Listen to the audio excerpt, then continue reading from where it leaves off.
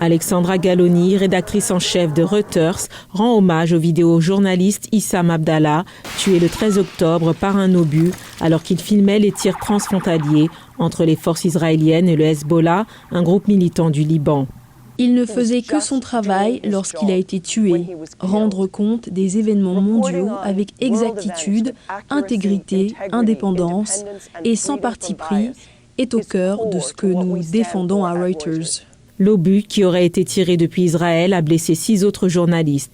Alexandra Galloni a appelé à la transparence dans l'enquête menée par Israël sur l'incident et elle a souligné la nécessité pour les médias de pouvoir rendre compte de la guerre. Et il est essentiel que nos journalistes puissent le faire en toute sécurité. La sécurité est le mot-clé pour les rédactions qui envoient des équipes en Israël et à Gaza. Au cours de la première semaine du conflit, au moins 15 journalistes, dont Abdallah, ont été tués selon le Comité pour la protection des journalistes. D'autres ont été blessés ou gênés dans ce que l'UNESCO considère comme la première semaine la plus meurtrière pour les journalistes dans un conflit récent. Pourtant, la présence des médias sur le terrain en temps de guerre est vitale.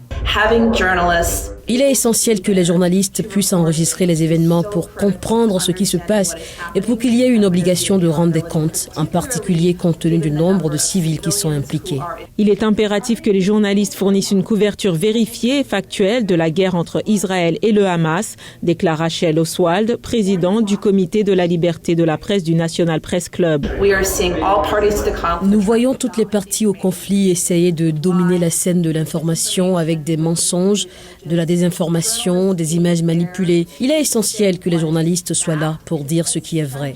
Les risques encourus par les journalistes augmentant dans le monde entier, les discussions et les formations sur la sécurité ont lieu à un stade plus précoce, notamment dans les écoles secondaires et les cours de journalisme à l'université. La James W. Foley Legacy Foundation, qui milite pour la sécurité des journalistes et des ressortissants américains détenus à tort à l'étranger, a mis en place un groupe de travail sur la sécurité des journalistes afin de former et soutenir la prochaine génération de reporters. La clé de la formation et de la préparation à la couverture d'une situation dangereuse est d'avoir un plan.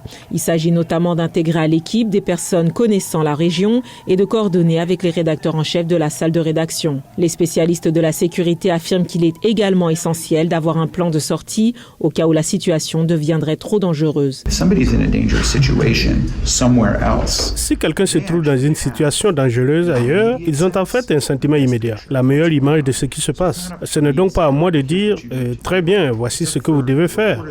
C'est au journaliste lui-même de prendre une décision et de s'y tenir et de nous le faire savoir. Le nombre de civils tués et blessés dans le conflit entre Israël et le Hamas augmente chaque jour et de plus en plus de journalistes arrivant pour couvrir la guerre.